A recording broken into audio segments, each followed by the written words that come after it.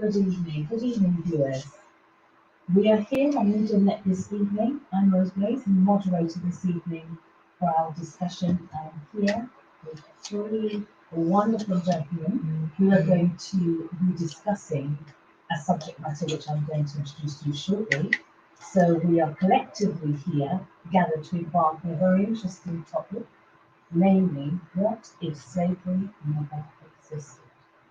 Without further ado, let me introduce you to our hosts this evening. Dennis. Good evening, Dennis. How are you?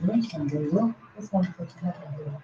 Dennis is the author of The Missions on Slavery, which is the book of our discussion this evening and debate.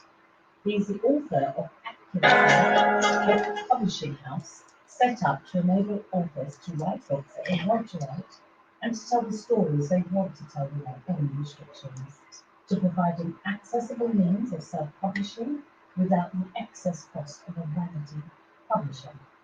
He also wants to teach authors how to market their books wisely by investing in things that bring maximum impact. Welcome this evening, Dennis. Okay. Our second guest for this evening is Amawale. Amawale, good evening.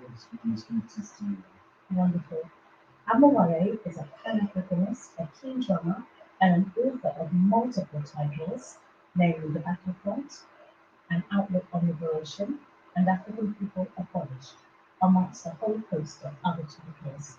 And last, but certainly not least, good evening, Patrick. How are you? Okay, so Patrick, wonderful. So Patrick Phipps is an established local businessman of Catawba West, barbershop industry, and an author of several titles, including Twisted Ends, amongst many, many more.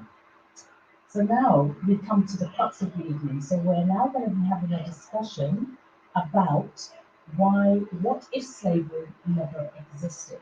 And we have Dennis here as our host to lead the conversation. But initially, Dennis, I want you to tell us a little bit about the mission to end slavery, what is it about, and what you were doing. So before I wrote this slavery, I read another book called Why Men in Particular Not People Like Race. And then I was thinking about institutional racism and very real people. I started thinking about slavery. The one of the pictures I began to focus on is when we talked about slavery to the white people, the ones that asked people what slavery did exist. And then when we think we can go back to school, what we end up working, now we delve into what is slavery very few works. And that's what led to me creating the initiative and slavery. I want to basically put a twist on what to do with it, future question time for people. What some is already developed creating a few events in history in terms of where slavery really occurred and actually stop it from happening. And what kind of world they were in. And that was really what the theme of Mission Slavery is. What if slavery never existed? What were the things that really happened to me? Wonderful, which leads us to the beginning of the discussion and the debate. Now, the first question Dennis, that you posed was, what caused slavery to occur? I don't know who wants to lead the discussion.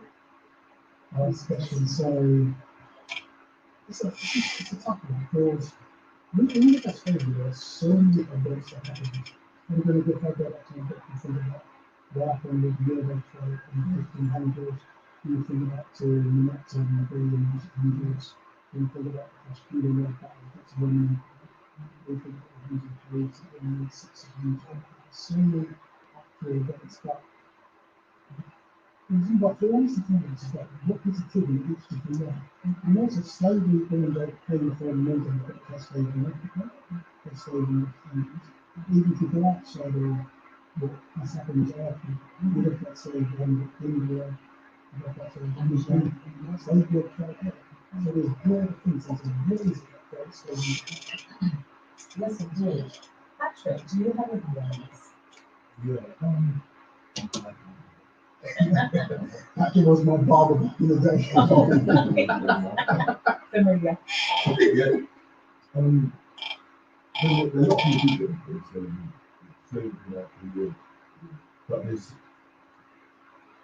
no good for them. Yeah? You've got a man, you've got a man. Yeah? Right. Money's more powerful than mankind. If you're mankind, you can individual. You look at your nephew, the black man, the medium man, or the dark brown man. He's naturally stronger, more vibrant, more powerful, and really up and out. So slavery didn't happen. So why is it that our slavery was the most brutal, one of the most longest slavery that ever happened? Because it was strong. At one point, we were slaves alongside in England. Yeah? So when we had children in England, we were babies clearly because that's where they were in England. Yeah? But then their slavery ended quickly. Our slavery would have come quite long. Why? Because our backbone was strong, with powerful people. That's why I think our slavery. I think if this is weak as our races, I don't think we were doing that. I think that was one of the triggers to say. And another thing is, it wasn't just about the word, it was about the blood. Yeah? It was the blood in, the blood You don't out. break it down. Right? Yeah. It was the blood in, the blood out. Remember the War of the Roses, the white rose, the red rose, one day in with black people, and they got the hemoglobin because when white people get back in battle, they would do that, they're not hemoglobin, it wouldn't put the blood on the blood. So when they mixed in, yeah, they got that blood factor. So when they got stabbed or they cut themselves, they were fewer people. That's why they had the War of the Roses, the Lancasters and the Stuarts. Yeah, they want to mix in. It's a it's not. They went to war and they took war. They wasn't just like the fact that our fact doesn't work. They did that blood. That's why when you go back to history and see the law coming up, black blood and then put it maybe you put out and this is true. They don't change now. And the purpose was to strengthen the anatomy. To strengthen the whole system. So the slavery wasn't just about. For myself, it wasn't just about Not wanting to overpower or yeah, do that's interesting. And I know, Hawaii, that one of the pictures of you, the liberation, the outlook of the liberation, you've spoken about this, about causes for slavery and the reason why you were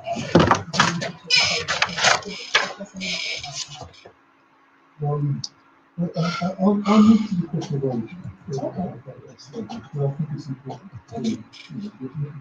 just to get set in history. And it depends on what you mean. So the word slave has an origin. It comes from Slavic, where Europeans enslaved heavily European. When we were children, there was a country called Yugoslavia. Slavic. There was a country called Czechoslovakia. Slavic. These are the people from which the word slave comes from, the Slavic people from the slave. So in a sense, slave means European or white man, in that sense. But that's not the true origin of slavery, that's just the origin of that particular word.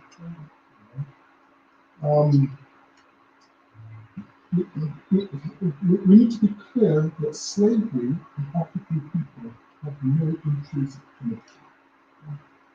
There's no intrinsic racial connection when it comes to slavery. All people have enslaved other people or have been enslaved by other people. This is throughout the entire world.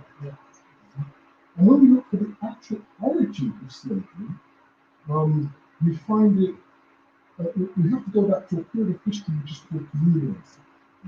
And under the communal system, what we did is we all mucked in together, we all grew what we could grow together, we looked after animals, and we shared. This began in Africa, this humanity began in. So you had a period of history where there was no slavery, there was an attempt to copy it, you had to copy it in order to be able to free yourself. And slavery comes into existence at the point at which we get good at looking after ourselves and we create more food than we need. And then the question that comes into existence is what do we do with the surplus?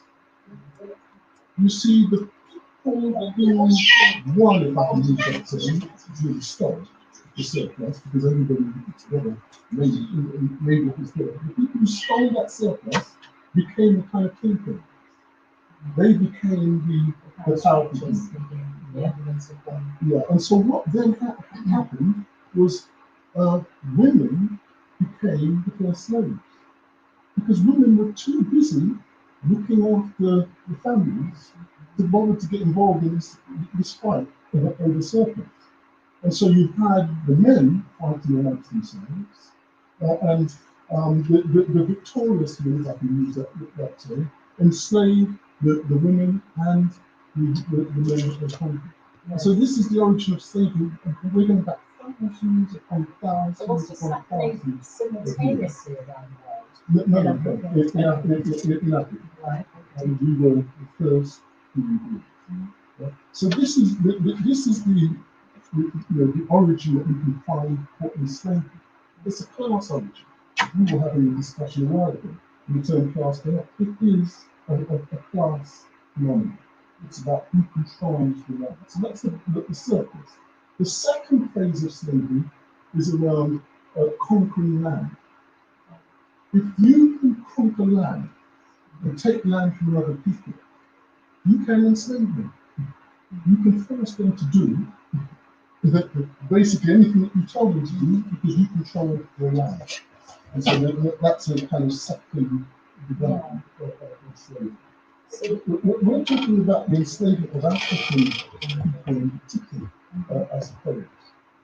And I think what distinguishes that form of slavery from all of the types of enslavement that have gone before is that the whole social system is built on the enslavement of African people. And this world still functions as a result of the enslavement of African people. No other slavery system has ever had that world-shattering impact. So one person may enslave another. I mean, we had slavery in Africa before this was in process. Just to give an example. In the systems of slavery that we had, you have to switch your mind to different peoples. You have to imagine a society in which there are no peoples. You know, there are no jails, no prisons, or anything. You just don't have these things because we don't need them. Yeah? So the question emerges: what do you do with wrongdoing? If somebody kills the other person, this happens in all societies.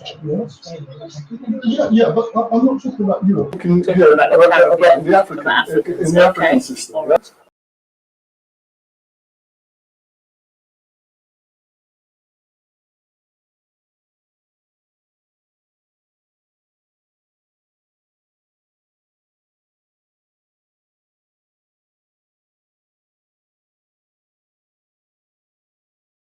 Yeah, but they stayed in enslavement up to a particular period in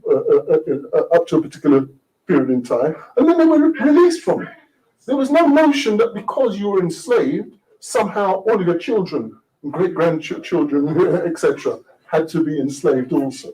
So it's a completely when we talk in terms of the enslavement of African people in this modern era, in the last 500 or 600 years. History, it is a completely different phenomenon to all forms of slavery that existed. The type of slavery you just talked about, that's no different to serving in modern day jail centres. Because in modern times, you do a crime, you get a sentence, you serve your time, and then you go back into the world. But when that happened, back in terms of that type of slavery, did they really go back into the world, or did other people become part of that trap? That's maybe the question. Well, what's very interesting, and I know you have an association with Nigeria, and if you look at Nigeria going back to 1960, it's now 70 years since Nigeria became what's called independent.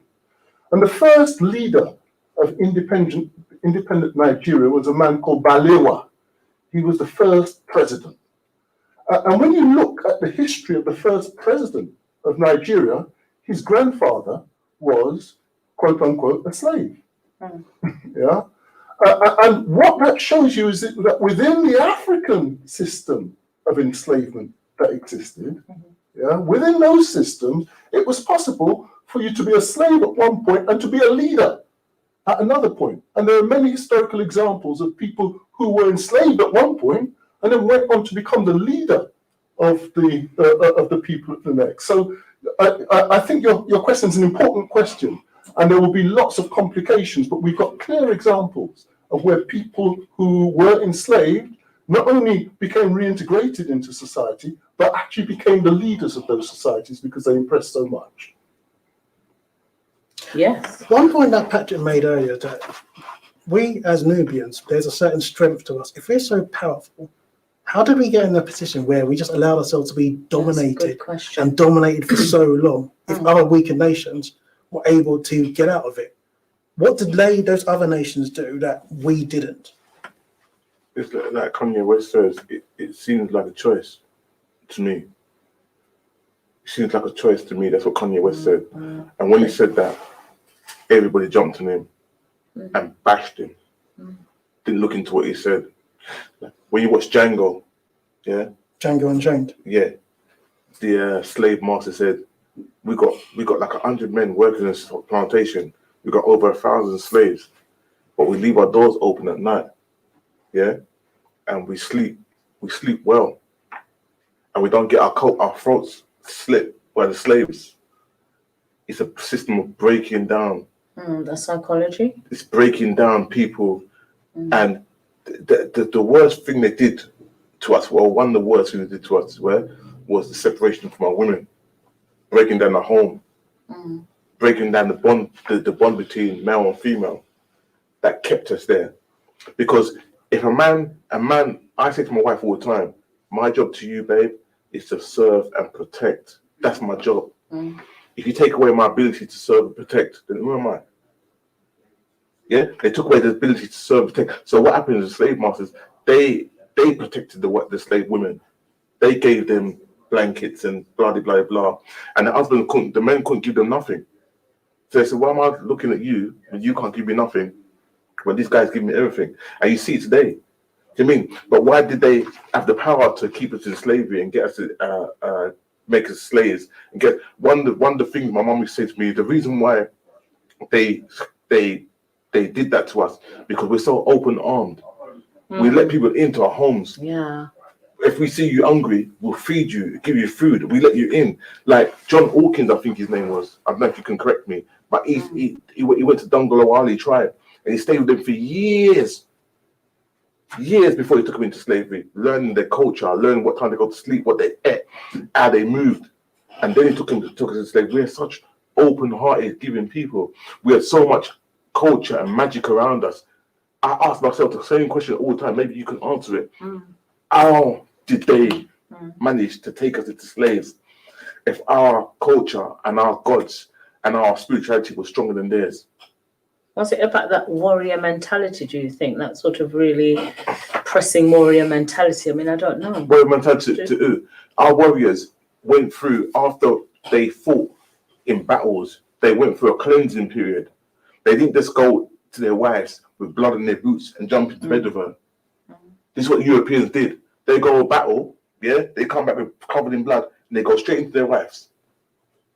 We didn't do that. We had to go through cleansing this, because we didn't warrior killing and stuff. It wasn't in our name. I'm not saying everybody. I'm not saying, because some people do love to kill. Yeah. Do you know what I mean? That's the point I'm making. It's not in us. Do you know what I mean? We're more open armed. We don't kill for sport. Even today, when you see an elephant, yeah, a massive elephant lying on the floor dead, yeah, you don't see two black men standing with rifles, posing like this. It's always two white men. It's not in our nature. Maybe that's one reason why we got caught.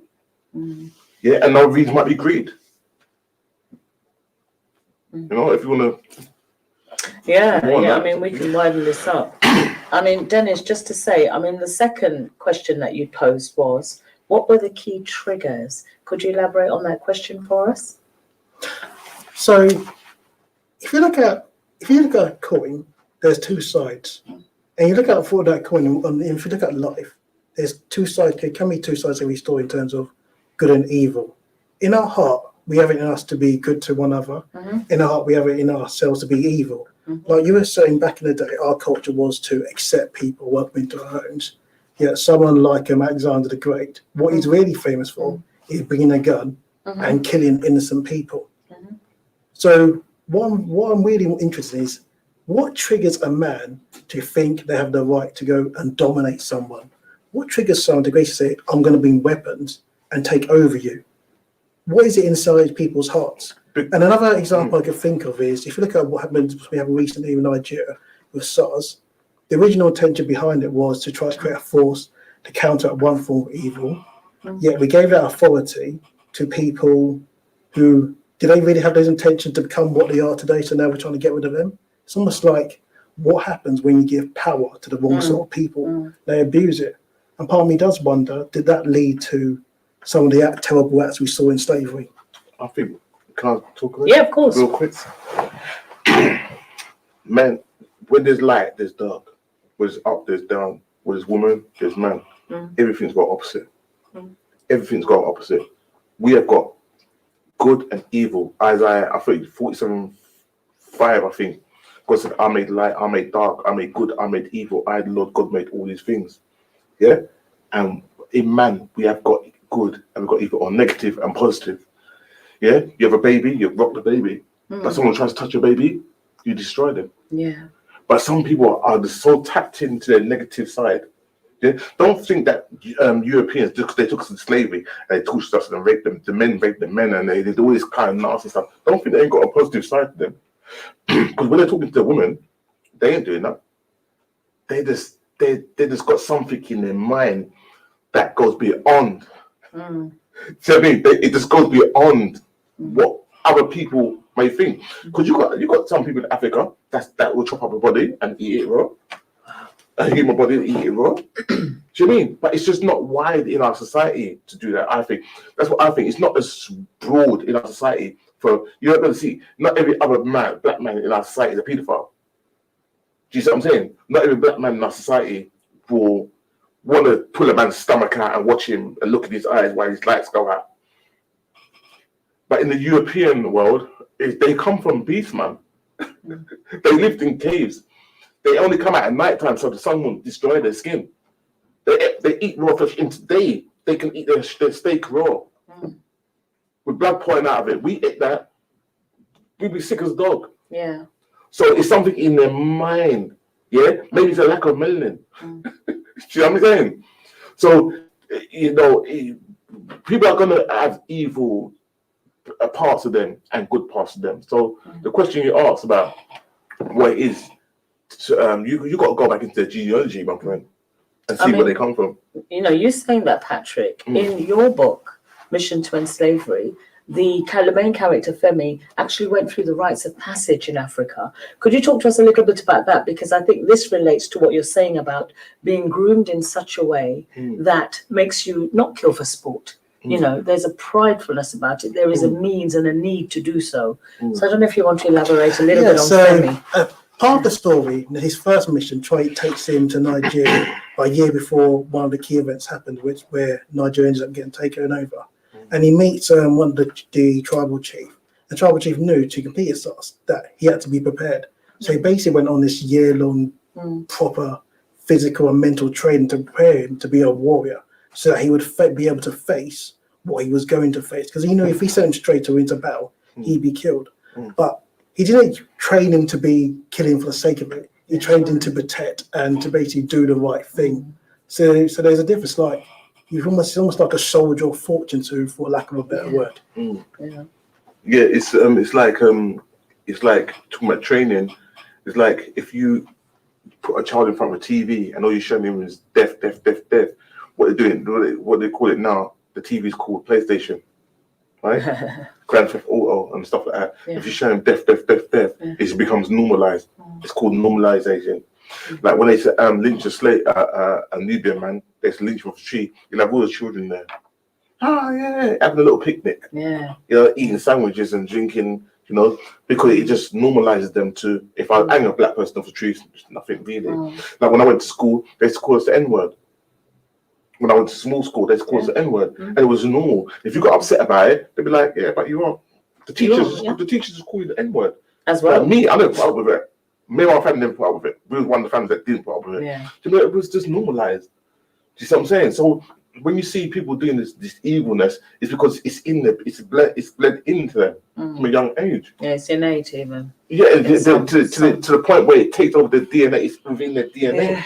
Why do you think black people always come late, go to get places late? Why do you think they're always late? Why do you think every black man talk about, yeah man, smoke the weed because weed was found on Solomon grave and because it's bred into them. Yeah. For this moment in time. Because you can't control people that's got their faculties. You can only control people that ain't got their faculties. You can't control strong people. You can only control weak people. And again, going back to the psychology you spoke about, the mental psychology of breaking a man down. So coming back again now to the key triggers of slavery, I know, Omowale, that you'd written about colonialism and their intent for Africa in terms of, looking at key triggers for enforcing slavery. Could you talk to us about Europe's intent for Africa? Europe's intent for Africa? I mean, tying it in with the question that was just asked. Yes. That there are two opposing dominant principles. You talked about light, dark, you talked about, male, female, and also at the level of principles, the principles that govern societies, you have opposing principles. The dominant principle in European societies is called exploitation. In a nutshell, what is exploitation? Exploitation means putting money before people. It means putting profits before people. It means putting property before people. People are less important than the worldly goods, if I can put it. Sounds like the government's handling of COVID, to be frank. Absolutely, because that principle ran through Europe at that time, and it's still the dominant principle in Europe at this time. It is. Whereas in Africa, and that's come out in some of the discussions that we've just had, there was an opposite principle. And that principle we call humanism. And that's where people are more important than money. People are more important than property. People are more important than profit. And so this is how you discuss how we have these this open approach to foreigners. People can come to Africa. And because our principle is humanism, we show them openness, we show them love, which can be abused. Yes, and has been abused. And has been abused, But this is a different approach to living. The way that Europeans have developed and their exploitation principle is not the way of humanity. It's the way of Europeans. And when we become a powerful people again, when the American Indians become a powerful people again, when the Aborigines become a powerful people again, these people have humanism, the care and love of people as their principle. And so when these people rise and the exploitation principle gets shut down in the way that the exploitation principle has shut down the humanism principle at this point in history, this is the point at which we will begin to see a different type of society, a different type of existence, and one where we start to treat each other genuinely. We're African people. If you come to our home as Africans, we haven't lost it, you get fed. Why do you get fed? Because you are so important. That we have to make sure that we treat you like some people use the term king or queen, that you are. And this is part of, I love you. You're so important. Human beings are so important. I will look after you, even though you might even be a stranger. But I'm going to look after you because I know just for the fact that you're a human being, you don't need anything more. You know, in Africa and related cultures, you don't need anything more than that. I find it an insight if someone comes to my place and they're not fed. I don't know, that was just drilled into me from a very early age. Definitely. But the thing as well, you said about that, yeah, that's good. I like them words as well. That's the words I was looking for. I couldn't Humanism. fathom them, yeah, right? Like Nigeria right now is run on so much corruption, right? And we talk about humanism, that's gone, literally in Nigeria. It's gone. One man who wants to have more money than he could spend in 10 lifetimes. 10 lifetimes. He wants every single car for every single day of the week. And I'm not talking about small cars, I'm talking massive cars. Yeah? Nigeria, Africa can feed the whole world 10 times over. But yet still, there's people in Africa killing each other because they can't get a grain of rice. So I think that is gone. That's why I tie myself back to ancient Africa or ancient Nubia. Yeah? And I don't tie myself to what I see now. Because I've seen too much corruption.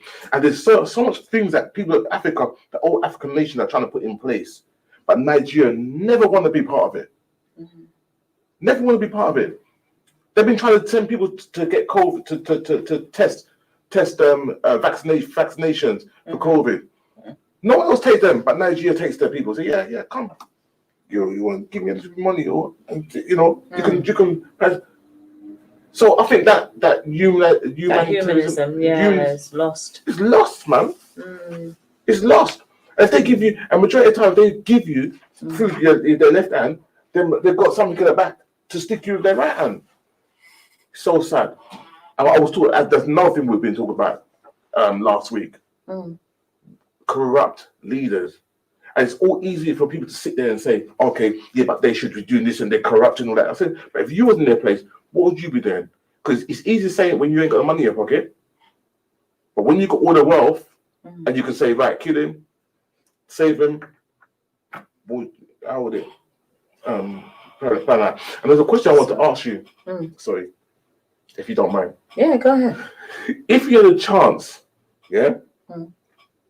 to put these young people, these young black males, and black females that feel that it's all right to walk around on Instagram showing off all their body, twerking, wearing all these long weaves, and all these young black males that feel it's all right to go around shanking each other, selling drugs to each other. If you had a chance, to make them taste 24 hours of what our ancestors went through in the slave trade, would you have the time machine? Would you send them back for 24 hours to get a whooping and to see what it was like to work on a plantation? I would say, yeah, why not? Because it will give them a re-education. And make them change their perspective.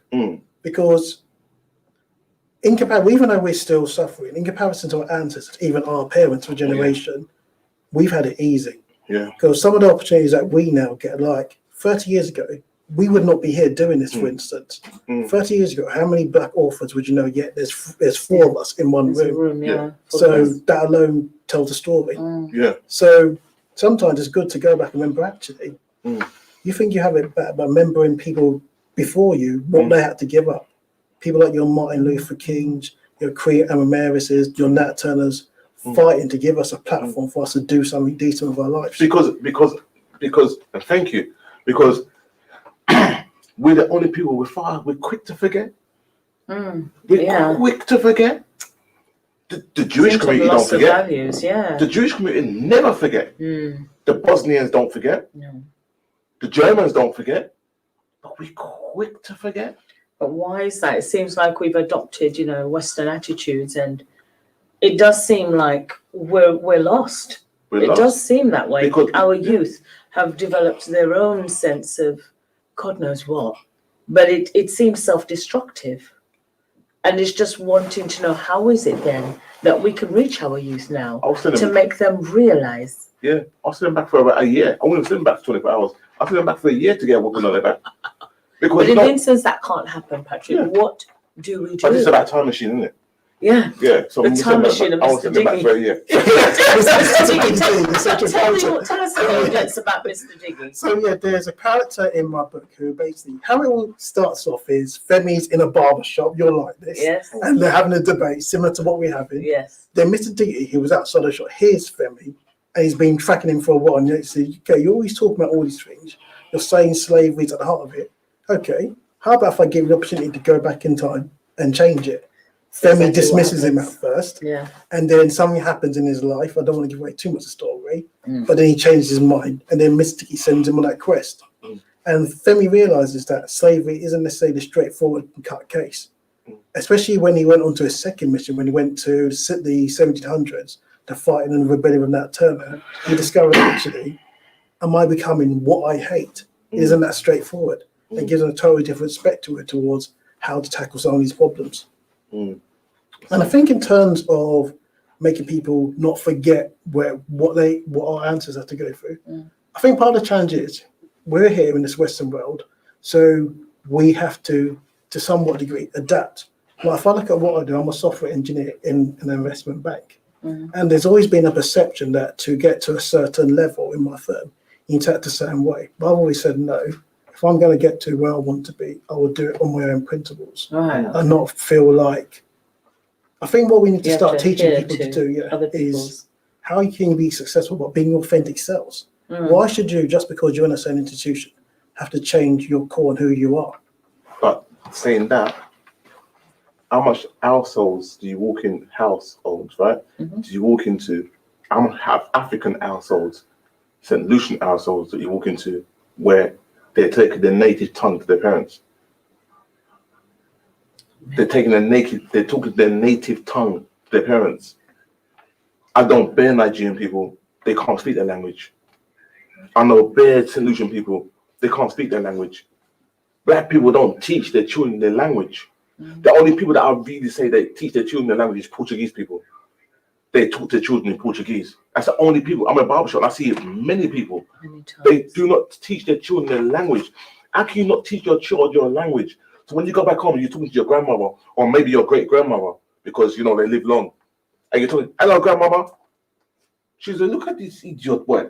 You can't Yes. speak your own language." Yeah. And they're talking about you because you can't speak your language. That's what black people. Come to England, right? You're gonna speak English now.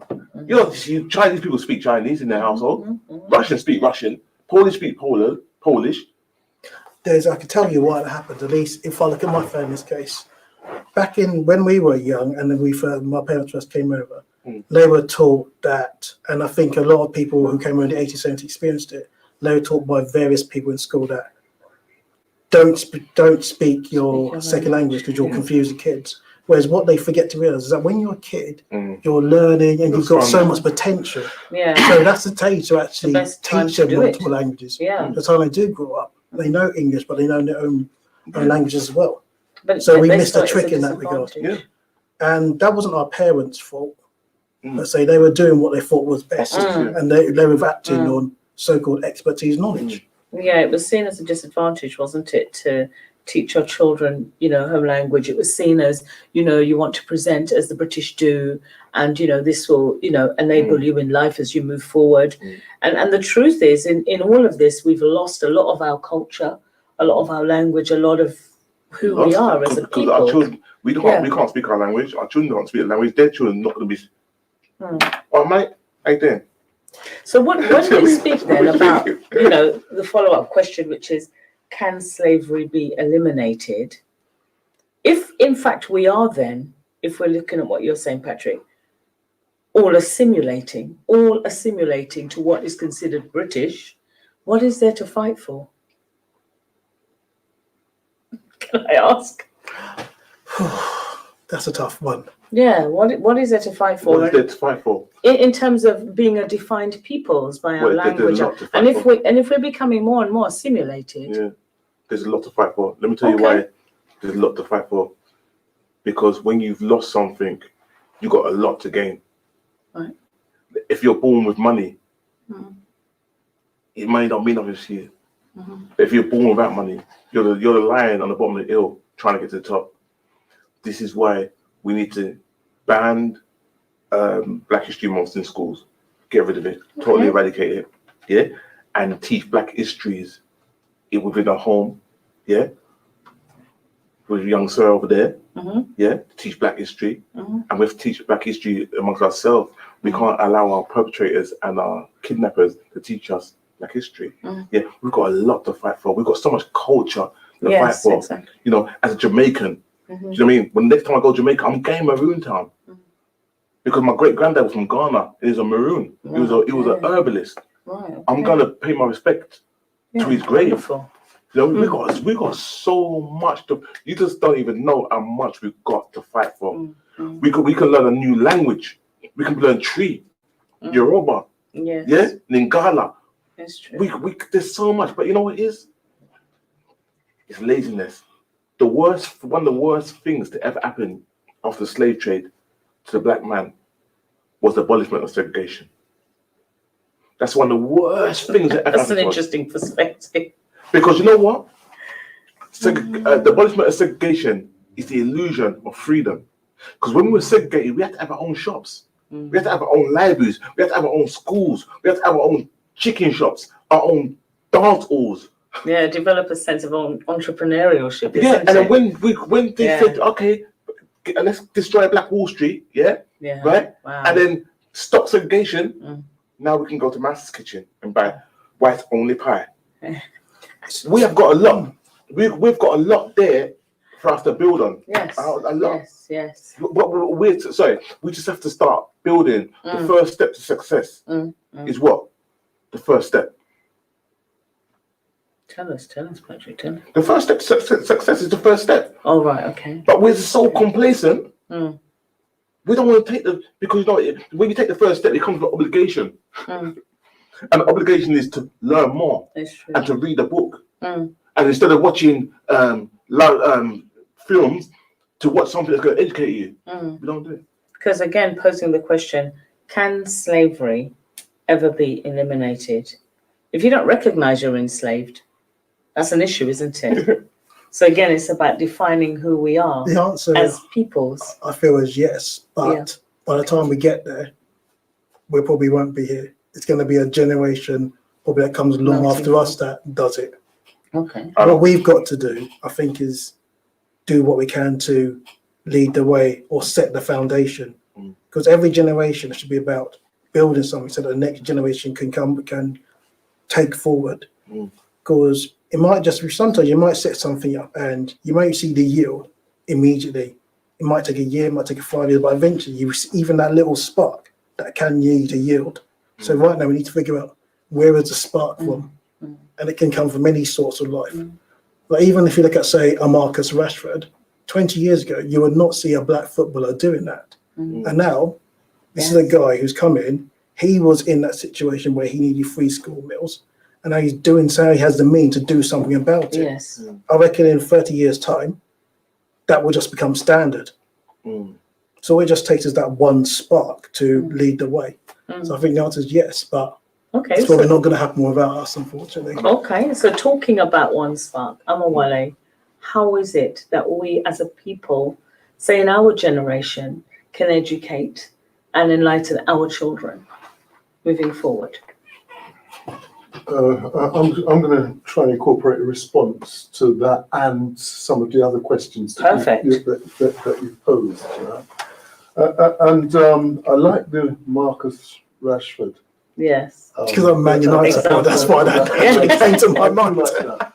Also, we've got another brilliant young man, the racing driver one, Lewis Hamilton. Lewis Hamilton.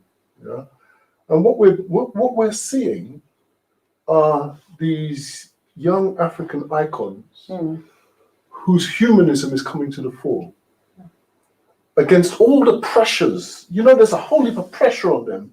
You know, we've got one who says, look, feed the children. Yeah. This is humanism. Yeah. Yeah. We've got another who says Black Lives Matter. This is humanism. Yeah. It's fighting its way through. Yeah. And they're coming under intense racist pressure. But the humanism is still fighting its way through. Now, when we go to Africa, we find that humanism is not dead. Humanism is alive and well. But where is humanism? You will know better than all of us in this conversation. If you go into the village, into the African village, Yeah. humanism is powerful. Yes. It is alive and well. Yes. Yes, I agree with you. You've got these corrupt leaders who have adopted the enemy's principles and are using the enemy's principles to persecute our people. But if you go into the villages, and this is in Africa, Yeah. if you go into the villages in Jamaica, the countryside, if you go into the habitation Yes. in Dominica and St. Lucia, Yeah.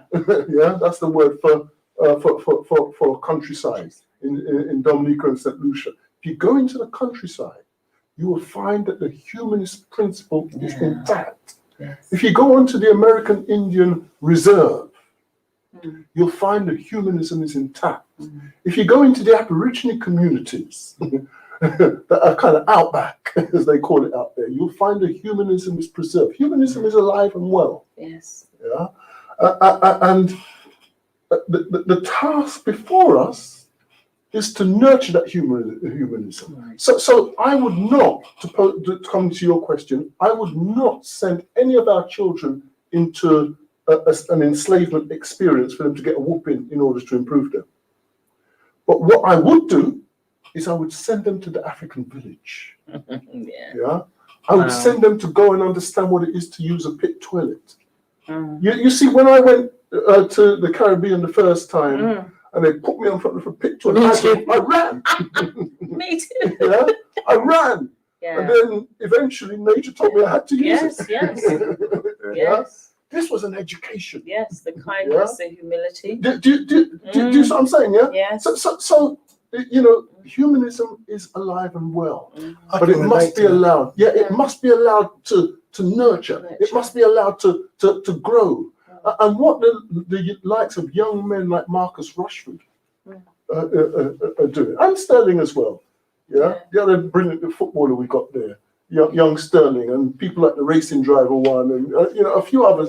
They're now beginning to get some bravery. Yes. Yeah, and they're now beginning to stand for humanism. Their natural Africanness Yeah. is coming through.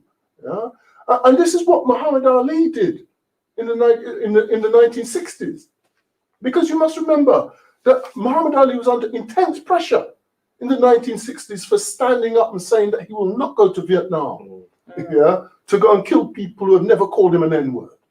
Yeah, this was an act of bravery. Yes. And he went down in the last century as the greatest sportsman of that century. Yeah. And our children are now beginning to understand that if you stand up for what's right, as well as being good at kicking football or whatever, or driving cars or whatever it is that you do, they're now beginning to understand that if you stand for humanism, people respect you. Yes. Is there anyone in the world who doesn't respect Muhammad Ali? Do you know what I'm saying? And our young children now are coming through and they're demanding that respect by showing their humanism. So another question was, do we have anything to fight for, or words to that effect? Yeah. You see, Africa is the richest continent in the world. Yeah. It's not just marginally No. richer than other parts of the world. We have the most gold.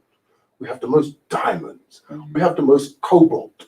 We have the most coltran for the mobile phones Don't and forget the oil. the oil. You know, we just got it in abundance in a way that nowhere else has. And if you want to make nuclear weapons, you have to come to Africa to get the ingredients for the nuclear weapons. All kinds of things. Then motor cars are built on what's in the African soil. Laptops. Absolutely. So the problem that we have in the world today is that everybody who has no right to own Africa owns it. Africa. Yeah. This is the problem. Which is what your second book is about. Yeah. So we do have something to fight for. We are the only people in the world with a God-given right to control the richest land in the world, and we don't.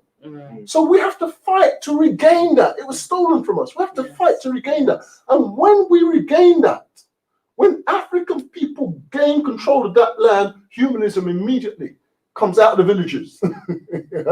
It comes out of the villages and makes its way to the top. And you see, you cannot defeat Africa. Africa is it just can't be defeated. Yeah, it's the richest land in the world. It now has a population of 1.3 billion people.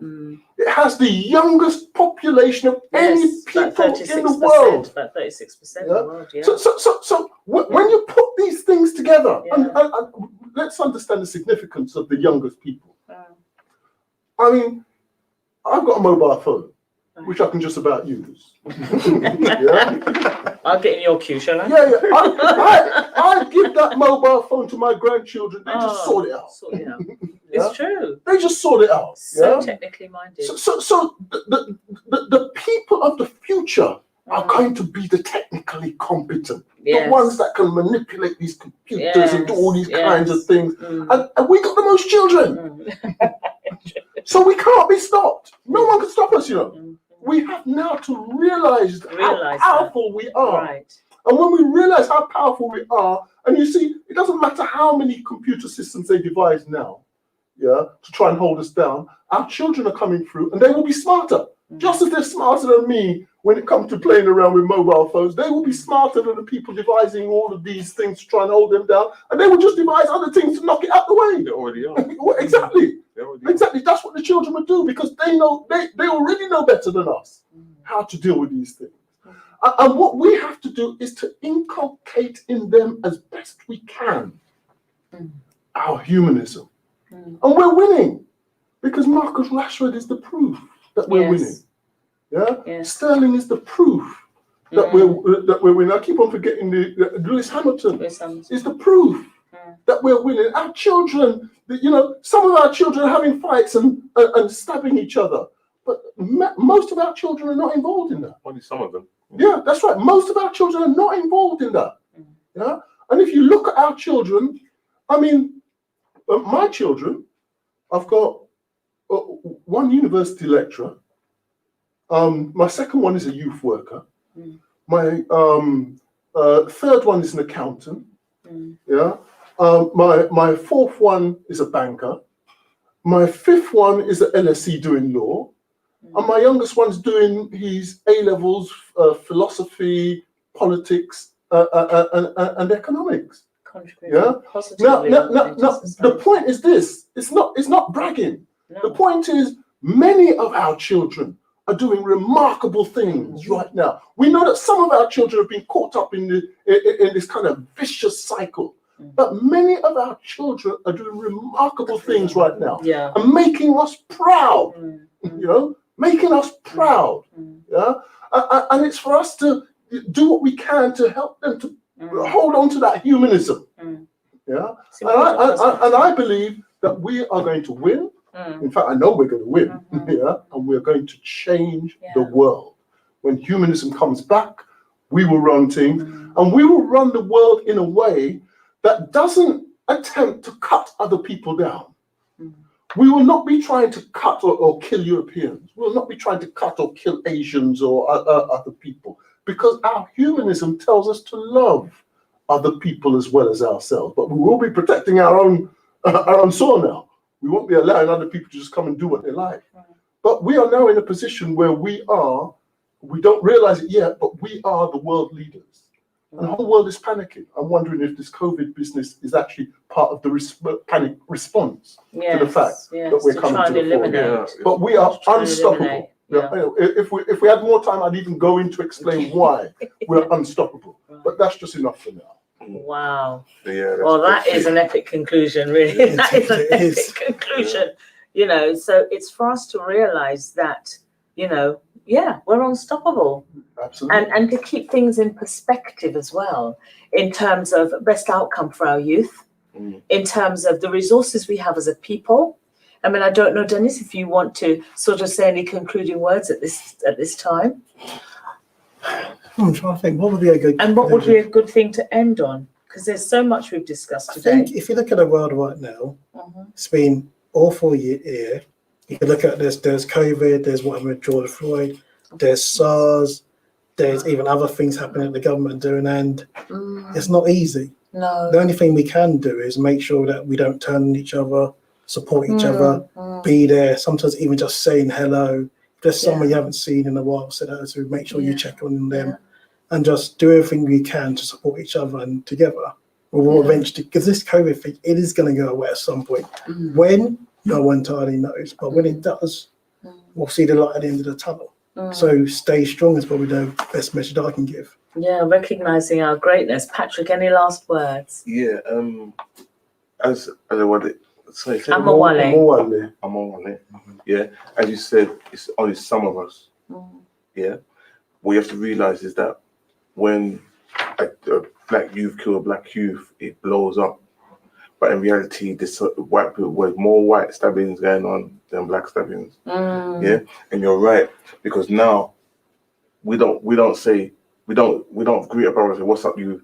The N word. We're saying "King." You good, King? You all right, God? And I think that's another way we have to keep portraying ourselves. You all right, King? We have to, instead of looking at the brother like, we have to look at him and give him a nod. I got your back. I'll get your back. Me and my wife go away all the time. We go away to countryside. We go away somewhere far, and we always see one black family on the beach. One black family, and sometimes that black family just walk past you. I don't give you a black. Yeah, it's true. But me, I always give them a nod. Oh. I got your back. Yes. Meaning that we're amongst a lot of other people. So if anything happens to you, I got your back. That nod, just that one nod. That. So we have to love each other, respect each other, and push each other to the brinks of what we can and beyond what we can go. That's why every day I talk to children. Every day I talk to children in the shop and tell them and push them forward. You know what I mean? So that's what we have to do. And as for the COVID, my friend, it's not going to end. This is the new world, my friend. I'm not convinced. This will This is the new world, mate. It's going to be a point where they're going to say to you, "Where you going? You want to go to Africa? Show me your vaccination card." Yeah. No vaccination card. Desperate to control. Control. I'm not convinced. It's not going to end. It's just beginning. This is the new world. This is the new world. Get used to it. New world order going on. New world agenda. It's a new world. So we must remember ourselves, brothers and sisters in the audience. We must remember who we are as a peoples. We must stay alert to the world agendas and recognize the humanism and try to bring it out in all of us. Thank you, gentlemen, for being here this evening. Thank you, audience, for participating this evening. Good night.